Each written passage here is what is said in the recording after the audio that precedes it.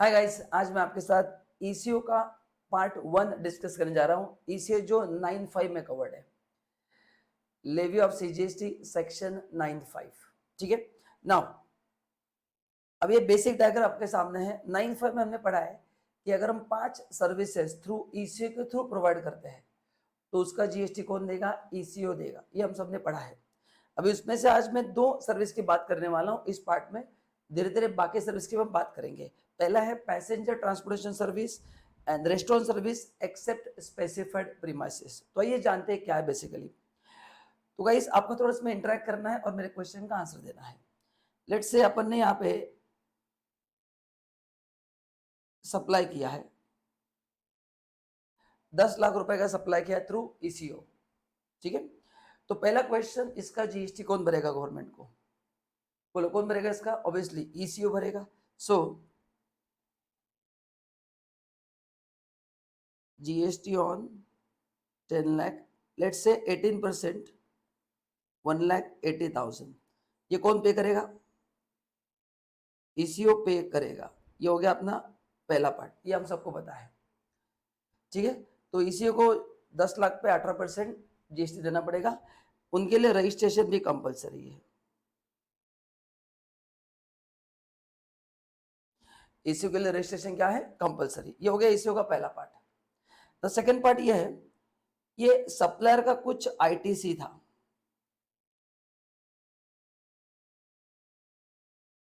Okay, क्योंकि supplier ने कुछ सर्विस दी है ना, पैसेंजर ट्रांसपोर्टेशन, रेस्टोरेंट, तो इसका आईटीसी था लेट्स से 45,000।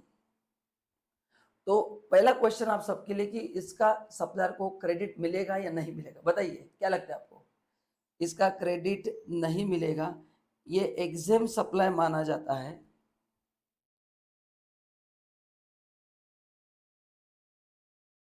अंडर सेक्शन 73, ये अपन ने पढ़ा था इनपुट टैक्स क्रेडिट में। सेक्शन 73 में लिखा है कि इसको भी हम एग्जाम सप्लाई मानेंगे, तो उसमें आपको जीएसटी नहीं देना है।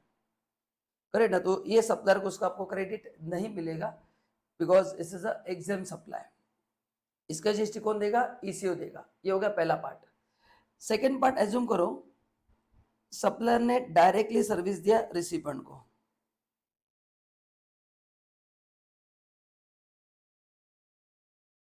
एंड वैल्यू ऑफ सर्विस है लेट्स से 15 लाख। क्वेश्चन है अब क्या होगा? अगर ईसीओ है तो ईसीओ जीएसटी देगा, ये तो आपको पता ही है। अभी डायरेक्टली सर्विस दिया रिसिपेंट को। ना इस केस में पहला क्वेश्चन है, सप्लायर का टर्नओवर देखना पड़ेगा, क्योंकि सर्विस के लिए 20 लाख का लिमिट है इंडिया में मैक्सिमम। तो 20 लाख के ऊपर अगर है तो फिर रजिस्ट्रेशन लेना पड़ेगा। अभी क्वेश्चन है 10 लाख किसके टर्नओवर में आएगा? बताइए, सप्लायर के टर्नओवर में या ईसीओ के टर्नओवर में? जीएसटी ईसीओ भर रहा है, बोलो किसके टर्नओवर में आएगा? 10 लाख रुपया। यू आर राइट, ये सप्लायर के टर्नओवर में आएगा। सो टर्नओवर ऑफ सप्लायर होगा 10 लाख प्लस 15 लाख, ये होगा 25 lakh less exemption limit. Exemption limit है 20 लाख, तो ये होगा उसका टैक्सेबल सप्लाई। ऊपर के 5 लाख पे जीएसटी आएगा। कितने पे आएगा? 5 लाख पे। तो यहां तक मैंने आपको 3 चीजें बताई। पहला, अभी मैं बात कर रहा हूं 2 सर्विसेज की, passenger transportation, restaurant service except specified premises provide through ECO, मतलब स्विगी है ना, restaurant service, passenger transportation, Ola, Uber, ये सब ये जा रही है थ्रू ईसीओ। तो उसका 10 लाख का जीएसटी कौन भरेगा? ईसीओ भरेगा। एंड सेकंड मैंने बताया कि ईसीओ के लिए रजिस्ट्रेशन कंपलसरी है। फिर ये जो सप्लायर है इसका जो आईटीसी है वो उसको नहीं मिलेगा। फिर अपन देखा कि अगर सप्लायर ने डायरेक्टली किसी कस्टमर को सर्विस दिया तो उसका ओवरऑल टर्नओवर देखा जाएगा। तो ये दोनों मिला के टर्नओवर 25 लाख हो रहा है। भले जीएसटी ईसीओ भर रहा है लेकिन टर्नओवर तो मेरा है, सेल्स तो मेरा ही है, ऑलरेडी पैसा मेरे अकाउंट में जाने वाला है। तो 5 लाख पे जीएसटी आएगा। ठीक है।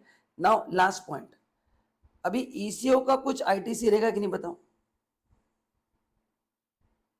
ईसी ने भी कुछ परचेस किया रहेगा ना, उनके भी कुछ आईटीसी रहेंगे। ओला, उबेर है, करेक्ट ना, होटल में गो आईबीबीओ है, मेक माई ट्रिप है, सो उनके भी कुछ इनपुट्स रहेंगे जिसपे जीएसटी है। तो उनका आईटीसी लेट से 72,000 है। तो क्वेश्चन है ये 72,000 इसको पे करने के लिए यूज करना है या नहीं करना है, आप बताइए क्या लगता है आपको? बोलो करना है या नहीं करना है? नहीं करना है, इसका उनको क्रेडिट नहीं मिलेगा, ये पहले पे करना पड़ेगा। ये 180 जो है वो पूरा उनको पे करना पड़ेगा, क्योंकि ये उनका टैक्स नहीं है, ये आउटपुट का टैक्स है, ये उनका नहीं, उनको भरना ही कंपलसरी। ये इनका आईटी से एडजस्ट नहीं कर सकते, बाकी सर्विस के साथ कर सकते हैं, बट इसके साथ ये आईटी से एडजस्ट नहीं होगा।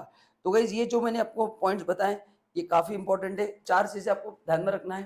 पहला, अगर ईसीए के थ्रू अगर मैं सप्लाई कर रहा हूँ तो मेरे को आईटी से नहीं मिलेगा। सेकंड, ईसीए को जीएसटी भरना पड़ेगा, रजिस्ट्रेशन कंपलसरी है। तीसरा, वो अमाउंट ईसीए को पे करना ही पड़ेगा, वो उसका उनके पास अगर कोई आईटी से तो वो क्लेम नहीं कर सकते। फोर्थ पॉइंट, अगर मैंने डायरेक्टली सप्लायर को सर्विस दिया तो मेरा एग्रीगेट टर्नओवर में थ्रू ईसीए जो सप्लाई किया वो भी जोड़ा जाएगा, उसमें से 20 लाख माइनस होगा एंड रिमेनिंग अमाउंट पे जीएसटी आएगा। तो गाइज ये था ईसीओ का पहला पार्ट। आने वाले अगले पार्ट में धीरे धीरे मैं पूरा कॉन्सेप्ट को कवर करके दूंगा। वीडियो अच्छा लगा तो हमारे चैनल को जरूर सब्सक्राइब करना एंड वीडियो अंत तक देखने के लिए धन्यवाद। एंड वीडियो कैसे लगा कमेंट में जरूर बताना। Thank you.